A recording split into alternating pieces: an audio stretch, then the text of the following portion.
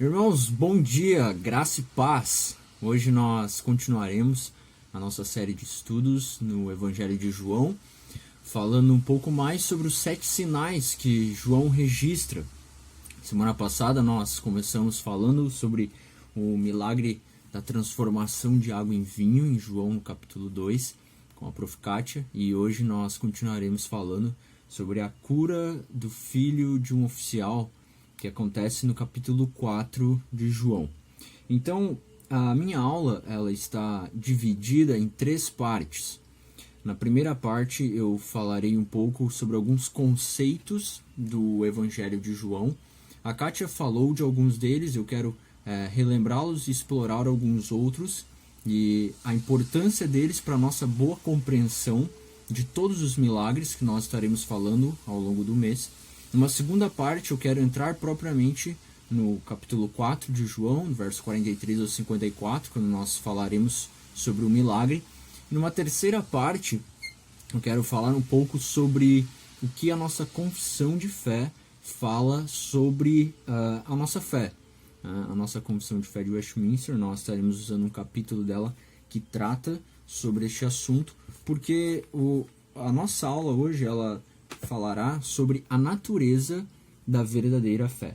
Tá? Então, o que envolve uma fé madura ou uma fé imatura? Qual é a natureza da verdadeira fé? O que faz a minha e a tua fé ser uma fé madura, ou o que está faltando em nossa fé para que ela seja uma fé madura, uma fé que realmente representa uma boa progressão na nossa caminhada cristã.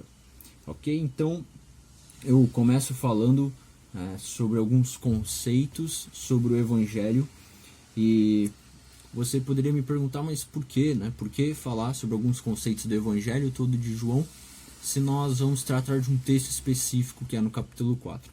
A razão de nós precisar entender alguns conceitos é pelo fato de que muitas vezes é comum as pessoas lerem as escrituras e ignorar completamente o gênero que elas estão lendo. Então as pessoas se aproximam dos Salmos, por exemplo, lendo como se fosse uma linguagem de cartas, ou se aproximam dos Evangelhos como se estivesse lendo Provérbios, ou Apocalipse como se estivesse lendo uma narrativa do Antigo Testamento. Então é importante nós destacar algumas coisas sobre qual gênero que esses milagres estão incluídos, que nos ajudarão a compreender melhor o próprio objetivo do autor do livro. Então a primeira pergunta que nós precisamos responder é: o que é um evangelho? O que é um evangelho? Vocês sabem, nós temos 4 evangelhos na Bíblia: Mateus, Marcos, Lucas e João. E a palavra evangelho por si só, como vocês sabem, ela quer dizer boas novas.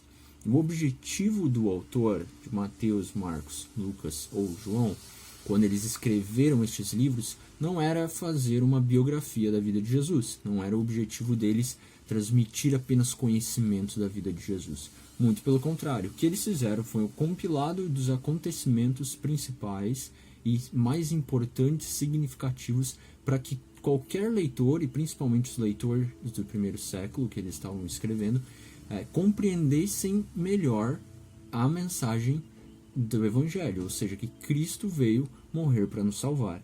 Então, quando Mateus escreve o seu Evangelho, está pensando em judeus propriamente, ele usa elementos e recursos linguísticos para que essa mensagem, que Cristo veio morrer para nos salvar, seja melhor transmitida para os judeus. Assim também faz Lucas, quando ele escreve para os gentios. Ele usa de recursos linguísticos, estéticos, para que os gregos viessem a se convencer de que, sim, a boa notícia é que Cristo morreu por nós, sendo nós ainda pecadores. João, não diferente dos outros escritores dos outros 3 evangelhos, ele também se utiliza de recursos, tendo ele o público-alvo, principalmente no primeiro século, os judeus. Ele se utiliza de alguns recursos para convencer os seus primeiros leitores, para convencer eu e você também, e todas as outras pessoas que leriam, que Jesus, ele é o Filho de Deus. Então ele escreve com este principal objetivo, mostrando a divindade de Cristo. A divindade de Cristo. E quais são então as características que João usa para convencer os seus leitores disso? A primeira delas é 7 sinais. né? Vocês sabem que o número 7 ele é um número bastante representativo para os judeus, é um número que denota plenitude, perfeição. Então João seleciona 7 sinais para que os leitores, ao lerem 7 milagres, né, coisas espantosas, sobrenaturais, e sendo 7, viessem a se convencer da divindade de Cristo. O segundo recurso que ele usa é 7 vezes que Jesus diz eu sou, que é a frase que Deus, em Êxodo capítulo 3, quando Moisés vai resgatar o povo e ele pede isso, se o povo pedir quem é você, o que eu digo? Ele diz, o eu sou te mandou. Jesus faz uso desta frase 7 vezes no Evangelho de João, e assim os leitores, ao lerem isso, entenderiam a referência que Jesus está falando, eu sou o pão da vida. Ele é o próprio Deus, ele é o próprio Deus. E esse é o objetivo de João, renovar a nossa fé em Jesus para nós cristãos hoje, né, com os milagres, com os relatos relacionados ao eu sou, e também fazer com que as pessoas creiam em Jesus como o próprio Deus, como Deus encarnado, né, aquilo que nós não conseguimos compreender direito, como as duas naturezas, plenamente humano e plenamente divino, mas sim, ele é o Deus encarnado. Então, feito isso, eu passo para a segunda parte, onde nós começaremos a falar propriamente então sobre o milagre. E, por gentileza, se você tiver aí, hoje a gente não tem projeção de slide, mas por gentileza, se estiver com a sua Bíblia, abra no livro de João, no capítulo 4, no verso, nós estaremos lendo do verso 43 até o verso 54. Então, se você tiver sua Bíblia comigo, contigo aí, abra ela, por gentileza, em João capítulo 4, no verso 43, e nós estaremos lendo a passagem, depois nós retornaremos e exploraremos os versos dela, e aí nós extrairemos o que João está querendo transmitir com essa passagem. Então, João capítulo 4, verso 43 nos diz assim: Passado 2 dias, partiu dali para a Galiléia, porque o mesmo Jesus testemunhou que um profeta não tem honras na sua própria terra. Assim, quando chegou a Galiléia, os galileus o receberam, porque viram todas as coisas que ele fizera em Jerusalém por ocasião da festa, a qual eles também tinham comparecido. Dirigiu-se de novo a Caná da Galiléia, onde da água fizera vinho. Ora, havia um oficial do rei cujo filho estava doente em Cafarnaum. Tendo ouvido dizer que Jesus viera da Judéia para a Galiléia, foi ter com ele e lhe rogou que descesse para curar seu filho, que estava à morte. Então Jesus lhe disse: Se porventura não virdes sinais e prodígios, de modo nenhum crereis. Rogou-lhe o oficial: Senhor, desce antes que meu filho morra. Vai, disse-lhe Jesus, teu filho vive. O homem creu na palavra de Jesus e partiu. Já ele descia quando os seus servos lhe vieram ao encontro, anunciando-lhe que o seu filho vivia. Então indagou deles a que hora o seu filho se sentira melhor. Informaram: ontem, à hora 7ª, a febre o deixou. Com isso, reconheceu o pai ser aquela precisamente a hora em que Jesus lhe dissera: teu filho vive. E creu ele e toda a sua casa. Foi este o segundo sinal que fez Jesus depois de vir da Judéia para a Galiléia. Então veja, irmãos, este é o segundo milagre que nós encontramos no Evangelho de João. O primeiro acontece no capítulo 2. E o verso 43 começa nos dando uma informação bastante interessante. Ela diz: passado 2 dias, partiu Jesus dali para a Galiléia. Passado 2 dias do que e de onde? Se você olhar os capítulos anteriores, você vê que depois que Jesus realizou o milagre em Caná da Galiléia, ele foi para Samaria. E um dos lugares que ele foi para Samaria. Lá encontrou a mulher samaritana e os samaritanos creram nele, sem ele ter feito um grande milagre. Pelo encontro que ele teve com a mulher samaritana, muitos samaritanos creram no Senhor e convidaram Jesus para passar um tempo com eles. E Jesus vai até a cidade de Samaria, fica com os samaritanos por 2 dias. Depois desses 2 dias, ele regressa para Galiléia. Vocês vão de lembrar que Israel ele era dividido em 2 grandes regiões, a Galiléia e a Judéia. Tinha várias cidades nessas 2 grandes regiões. E Jesus, ele era da Galiléia. Ele nasceu em Belém, da Galiléia. E a gente sabe que a Galiléia, sendo a região onde ele havia nascido, ele mesmo sabia que as pessoas lá não acreditavam nele como Deus. Por quê? Porque viram ele crescer. Eles questionavam, mas esse não é o filho de José, não é o filho de Maria? A gente viu ele correr na rua, a gente viu ele por aí. Como assim? Ele é o próprio Deus, ele é o Messias esperado. As pessoas não acreditavam, e é isso que o verso 44 nos informa. Porque o mesmo Jesus testemunhou que um profeta não tem honras na sua própria terra. Jesus não estava sendo honrado. Samaria e os samaritanos creram nele. Na Judéia e em Jerusalém as pessoas estavam crendo nele. Mas na sua própria terra as pessoas não estavam acreditando nele. E por isso ele decide retornar para Galiléia, para que lá as pessoas também viessem a crer nele como Messias, a crer nele como o próprio Deus. Então o verso 45 nos informa que quando ele chegou a Galiléia, os galileus o receberam porque viram todas as coisas que ele fizera em Jerusalém por ocasião da festa, a qual eles também tinham comparecido. Então veja, vocês sabem que os judeus eles precisavam ir até Jerusalém pelo menos 3 vezes por ano, para 3 grandes festas.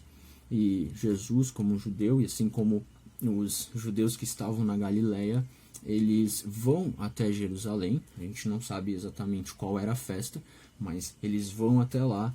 E lá Jesus realiza sinais, realiza milagres. E agora, nessa altura, muitos galileus já tinham visto os milagres de Jesus. E por isso, agora, eles o receberam com alegria. Porque é comum, né? É da casa. Jesus é da casa, saiu daqui, agora viram a projeção nacional que Jesus estava tendo, porque agora é reconhecido tanto na Judéia, os galileus também o receberam muito bem por tudo aquilo que ele havia feito em Jerusalém. E agora veja que, estando na região da Galiléia, Jesus ele parte para uma cidade em específico. Lembre-se, a Galiléia não é uma cidade, é uma região. Então, Jesus, estando na Galiléia, ele vai e volta especificamente para a cidade de Caná. É o que o verso 46 nos informa. Dirigiu-se de novo a Caná da Galiléia, onde da água fizera vinho. Então, lembre-se, a Kátia comentou isso na última aula, é bem provável que o milagre da festa tenha acontecido numa família de Jesus, bem provável que aquele casamento era de alguns parentes de Jesus, conhecidos, por isso Maria estava lá e todas as coisas aconteceram, e Jesus era convidado. Então provavelmente Jesus tinha parentes em Caná da Galiléia e por isso agora ele retorna para lá. E o que o texto nos informa é que havia lá um oficial do rei. E de que rei que nós estamos falando aqui? O rei que era rei desta região era Herodes Antipas, aquele mesmo Herodes que casou-se com a irmã do seu irmão, com a esposa do seu irmão, e que João Batista acusou seu pecado e aí ele mandou matar João Batista. Este Herodes, da qual este oficial ele era um servo, da qual ele servia. Então este oficial era da cidade de Cafarnaum e tinha um filho que estava doente na cidade de Cafarnaum. Veja, Cafarnaum fica também na região da Galiléia, mas fica aproximadamente, ficava 40 quilômetros de distância de Caná. Tá? Então aqui a gente está falando de uma cidade aí que é distante de aproximadamente 40 quilômetros uma da outra. Então veja o que acontece quando este homem, agora um oficial do rei, ele ouve que Jesus está lá. O verso 47 nos diz que, tendo ouvido dizer que Jesus viera da Judéia para a Galiléia, foi ter com ele e lhe rogou que descesse para curar seu filho que estava à morte. Então veja, este oficial, ele ouve, né, os relatos dos milagres de Jesus, E agora, sabendo que o seu filho está doente, sabendo que o seu filho precisa de um milagre para continuar vivo, ele pede que Jesus descesse com ele até Cafarnaum. E descesse realmente, porque a região da Galileia, principalmente Caná, fica numa região mais montanhosa, então o caminho até chegar a Cafarnaum era uma descida mesmo. E veja a resposta de Jesus. A resposta de Jesus é interessante. Ele não responde somente a este homem, mas também todas as pessoas que estão ao redor de Jesus, ouvindo este pedido que o homem faz para ele. No verso 48, Jesus diz: Então Jesus lhe disse: Se porventura não virdes sinais e prodígios, de modo nenhum crereis. Aqui virdes é justamente a segunda pessoa do plural, né? Se vós não virdes, Jesus não está respondendo diretamente a este homem, também ele, mas também todas as pessoas que estavam ao seu redor. E o que Jesus está informando é uma acusação contra esta fé dos galileus que estava fundamentada em ver coisas. Então, ele estava dizendo que vocês precisam ver ver eu fazendo milagres para crer em mim. Se eu não fizer nenhum milagre, vocês não creriam. Se vocês não vissem falar, se vocês não estivessem em Jerusalém, na mesma ocasião da festa que eu estive, e não tivessem visto todos os sinais que eu fiz, vocês não creriam em mim.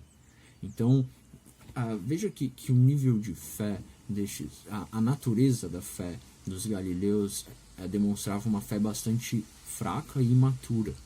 Fé bastante fraca e imatura. Por quê? Porque ela dependia de ver evidências, de ver as coisas tangíveis, físicas acontecendo para que eles viessem a crer. E o que o texto continua nos informando é que a natureza de uma fé madura, de uma fé verdadeira, não está baseada apenas nos fatos, nas evidências que a gente vê, mas está sim baseada em Deus, em coisas muito mais profundas, como o texto continua nos informando. Mas veja que o verso 49, mesmo diante dessa resposta de Jesus, o servo, ele insiste. Ele diz no verso 49, rogou-lhe o oficial: Senhor, desce antes que meu filho morra. E é interessante o que acontece aqui, porque Jesus, de alguma maneira sobrenatural, ele vê alguma coisa na resposta deste homem que faz ele perceber que o nível de fé dele o nível de fé dele estava um pouco mais maduro que o das outras pessoas. Porque a resposta que ele dá no verso 50 é uma resposta que exige da pessoa uma verdadeira fé, uma fé intensa. Olha o que ele diz no verso 50. Vai, disse-lhe Jesus, teu filho vive. O homem creu na palavra de Jesus e partiu. Veja que diferente do que muitos galileus queriam, que é ver sinais, ver as coisas, este homem, ele simplesmente creu na palavra do Senhor. Ele agora, diante da resposta de Jesus, diante da exigência de Jesus, ele não insiste mais: Senhor, desce comigo, o Senhor precisa estar lá fisicamente. Não, ele simplesmente creu na palavra do Senhor. Agora veja que interessante, que a nossa fé, ela não é um salto no escuro. A nossa fé, ela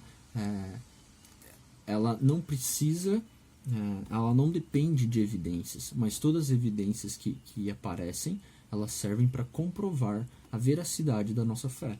E é isso que passa a acontecer a partir do verso 51. O verso 51 nos diz que já ele descia quando seus servos lhe vieram ao encontro, anunciando-lhe que o seu filho vivia. Então, um milagre havia acontecido. Um milagre havia acontecido, era claro. Ele saiu daquela cidade e o filho dele estava doente. E agora o filho dele vivia. E ele sabia que o milagre tinha acontecido. Então, olha o que ele faz no verso 52. Então indagou deles a hora que o seu filho se sentira melhor. E informaram: ontem, a hora 7ª, a febre o deixou. A hora 7ª é 1h da tarde, né, para nós aqui ocidentais. E o que o homem reconhece é que foi exatamente neste momento, quando Jesus estava falando com ele. O verso 53 diz: com isso reconheceu o pai ser aquela precisamente a hora em que Jesus lhe dissera: teu filho vive. E creu ele e toda a sua casa. Agora veja, a evidência, a hora exata, ela serve apenas para comprovar uma atitude de fé que ele já havia tido. É a mesma coisa que eu e você recebermos um milagre de Deus e crer que Deus tenha nos curado de alguma doença e aí nós irmos fazer os exames, um raio-x, apenas para ter a comprovação daquilo que Deus já fez em nós. Era mais ou menos isso que estava acontecendo com este homem. Essa palavra de afirmação, exatamente na mesma hora, apenas serve para comprovar o ato de fé que ele já havia tido e o milagre que Deus já havia operado. E veja que interessante, que o texto nos informa é que a partir desse milagre, né, não só ele creu, mas também toda a casa dele creu no Senhor. Essa era a principal função dos milagres. Essas são foram e são a principal função dos milagres no Novo Testamento. Os discípulos, em Atos, eles fizeram muitos milagres. Não foi porque eles eram curandeiros ou porque eles estavam querendo fazer uma aparição do poder de Deus. Deus nunca precisou disso. A função principal era levar as pessoas a crerem na mensagem do Evangelho. Levar as pessoas a crerem em Deus, em crerem no sacrifício de Cristo e se arrependerem dos seus pecados. A principal função dos milagres de Jesus também era essa, levar as pessoas a crer nele como o próprio Deus, como o Filho de Deus que veio morrer para nos salvar. E essa é a função dos milagres, essa é a verdadeira função dos milagres. Se o que muitas igrejas hoje prometem, muitos milagres por si só, fazer milagre porque tu tá com uma dor aí na paleta, vai ficar melhor. Não, função não é o nosso bem-estar apenas. A função principal é a glória de Deus. É Cristo, é o Evangelho ser manifestado e as pessoas crerem no Senhor. E é exatamente isso que esse milagre faz. Não leva apenas este homem a crer, mas também toda a sua casa. E veja que o verso 54 nos informa que sim, foi este o segundo sinal que Jesus fez depois de vir da Judéia para a Galileia. Então, lembrando, Jesus não tinha feito apenas 2 milagres. Não. Os versos anteriores, principalmente o verso 45, já nos fala que Jesus estava fazendo muitos outros milagres. Tá? Agora, João selecionou apenas estes 2, né, para iniciar o seu livro, sendo bastante pontual e bastante específico. Agora, tendo compreendido um pouco sobre este texto, quais são os pontos principais então que João queria transmitir, que a gente já vem falando, e aqui eu quero ressaltar um pouco deles e aí entrar na terceira parte da aula, usando um pouco da nossa confissão para compreender melhor. Bom, João ele tinha como objetivo principal dois objetivos principais ao escrever este milagre. O primeiro deles é mostrar a divindade de Cristo. Esse era o primeiro objetivo dele, levar as pessoas a crerem em Cristo, a crerem no Messias, a olharem para Jesus como o próprio Deus. Este era o primeiro objetivo. E veja o que este milagre que ele faz, curando o filho deste oficial, nos ajuda a crer em Cristo, a crer em Jesus como o próprio Deus. A primeira coisa é que no Antigo Testamento, e também até mesmo na história das comunidades, das religiões, dos povos ao redor, nós encontramos apenas Deus fazendo este milagre de apenas com a sua palavra, mover as coisas. Jesus, a mais de 40 quilômetros de distância, ele apenas fala e o filho deste oficial é curado.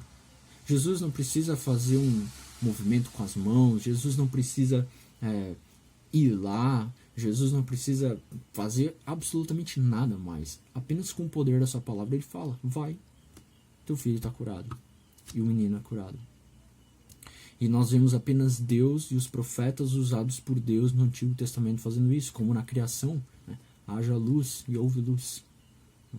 Haja água e houve água. A partir a criação nos mostra uma ação divina de Deus apenas com o uso da sua palavra. E é isso que Jesus está fazendo aqui, com o seu poder, mostrando que o mesmo Deus que agiu em Gênesis 1, apenas dando ordens com a sua palavra, é o mesmo Deus que está agindo aqui. Apenas com o poder da sua palavra, ele está fazendo um milagre a mais de 40 quilômetros de distância. Né? Então, Jesus não precisou de nenhum recurso mágico, de nenhuma outra, um outro fator, alguma outra coisa que o ajudasse nesse milagre. Apenas Deus tem poder para isso, apenas com o poder da sua palavra curar, apenas com o seu poder, com o poder da sua palavra mover as coisas. Então, este era o primeiro objetivo de João, transmitir a divindade de Cristo, transmitir como Jesus, ele é Deus e ele faz coisas próprias de Deus. Agora, o segundo objetivo de João, ao escrever este milagre, ao relatar este milagre, é falar um pouco sobre a natureza da fé. E o que este texto nos informa são pelo menos 3 níveis de fé. Primeiro, ele fala dos judeus que não creram sem milagres. Né? Os judeus, eles não creram. Precisava ter milagres para que eles viessem a crer. E aí, quando Jesus começou a operar milagres, aí eles creram. É uma fé que dependia de coisas tangíveis. Segundo, ele fala dos galileus que precisavam continuamente ver milagres para crer. Né? Os galileus, eles até creram quando eles ouviram, uns foram em Jerusalém, outros ouviram falar do que Jesus fez, mas agora Jesus está ali, não, então faz um milagre aí para a gente ver se realmente você é Deus. Ou seja, o povo que está precisando sempre ver coisas para crer, para ter a sua fé acendida, né, como um fogo dentro dela. Se não tiver continuamente milagres, eles não creem. E por terceiro, esse texto nos mostra este homem, que mesmo que ele, no texto mesmo teve uma progressão, ele começa precisando de evidências, mas aí quando Jesus faz a afirmação, este homem crê. Não precisou de nenhuma evidência, não precisou mais Jesus ir lá. Nós vemos que num espaço de tempo bastante curto, a fé deste homem é amadurecida. E como assim, né, amadurecida, ou como este conceito de natureza da fé, eu quero usar então, e aqui eu entro um pouco na terceira parte da nossa aula, quero usar então a Confissão de Westminster para nos ajudar a entender um pouco sobre a natureza da fé. Tá? A Confissão de Westminster você deve conhecer, faz parte do nosso símbolo de fé, junto com o Catecismo Maior e o Breve Catecismo, que a Igreja Presbiteriana subscreve, ou seja, se você é um presbiteriano, você subscreve o que está escrito aqui, e assim, a linguagem é um pouco técnica, né, porque foi escrito aí no século XVII, mas é de bastante relevância teológica. E o capítulo 14 fala especificamente sobre a fé salvadora, e trata então desse assunto, da natureza da fé.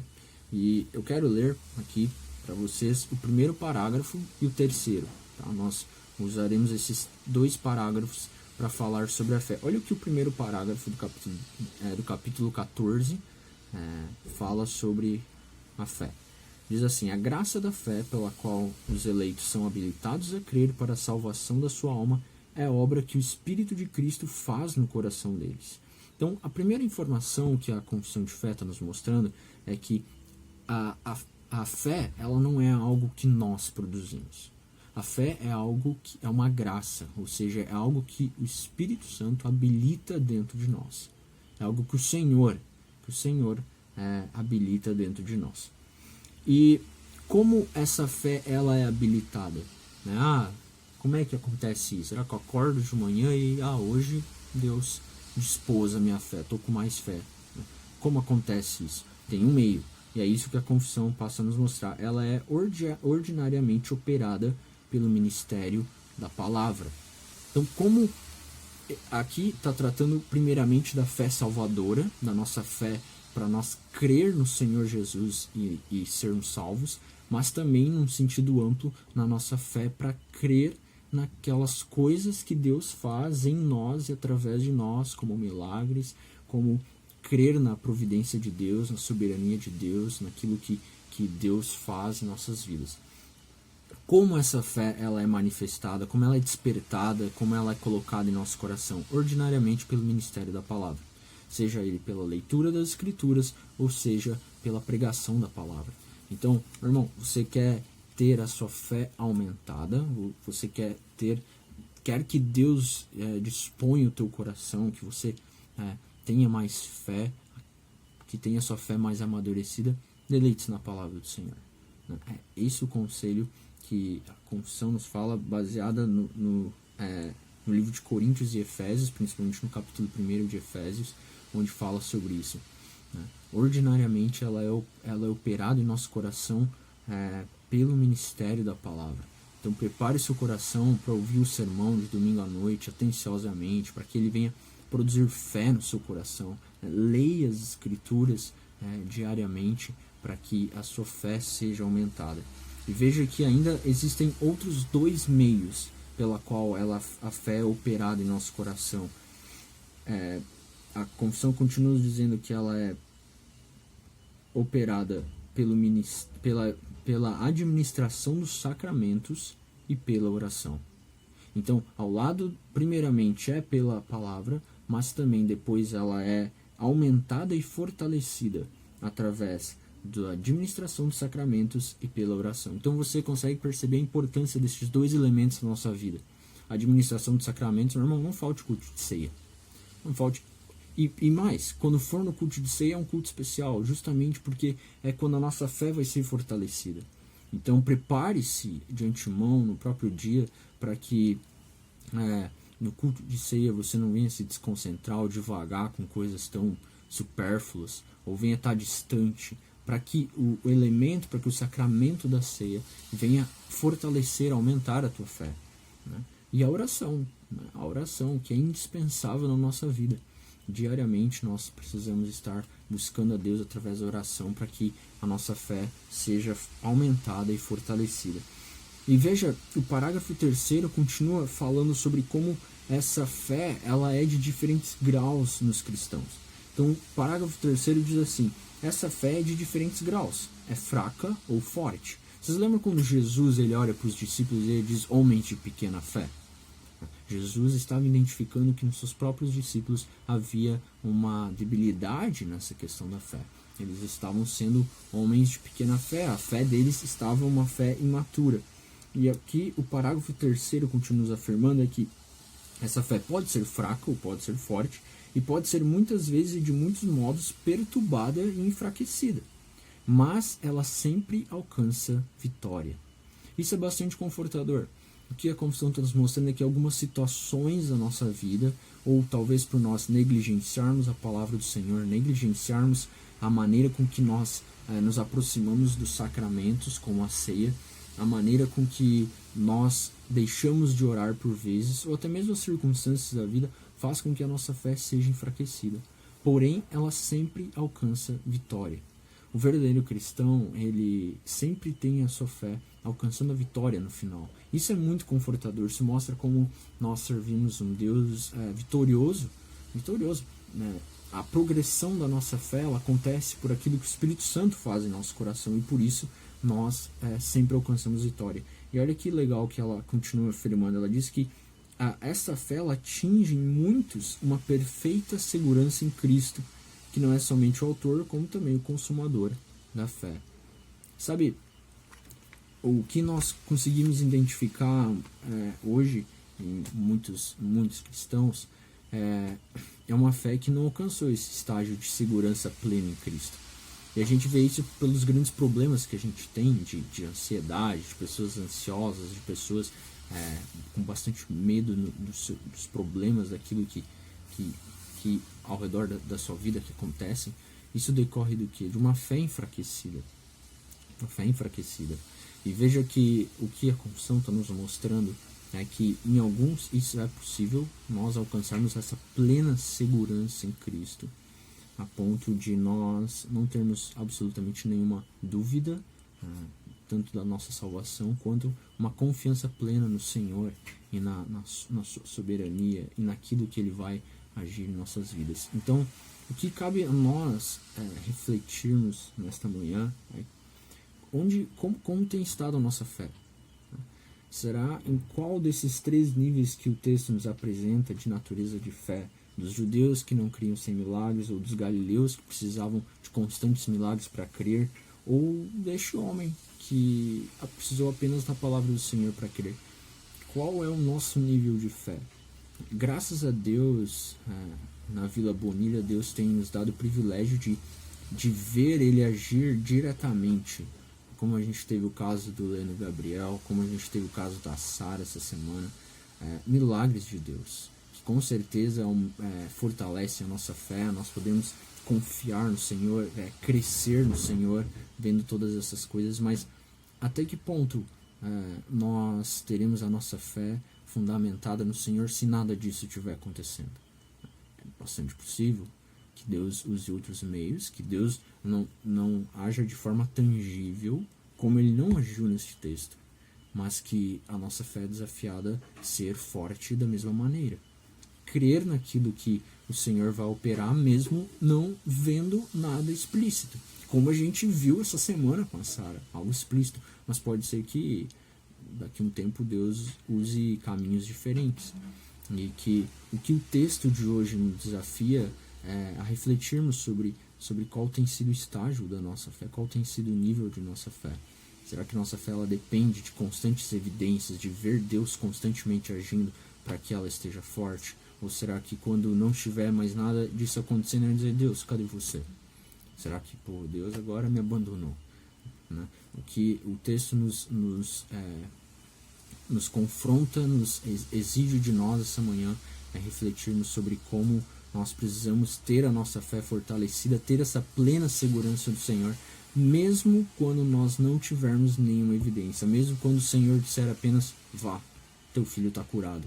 E aí é confiar, é crer que o Senhor irá fazer, independentemente de nós estarmos vendo em nós. Amém, meus irmãos? Que Deus continue abençoando a vida de cada um de vocês. Estou com saudade de todo mundo, tá bom? Eu vou estar fazendo uma oração e aí nós estaremos encerrando. Deus, nós te louvamos, Senhor, pela tua palavra, te louvamos pela maneira com que o Senhor fala conosco. Nós pedimos que o teu Espírito Santo esteja ajudando-nos a compreender os conceitos da tua palavra e aplicá-los em nosso coração. Nós pedimos isso em nome de Jesus. Amém.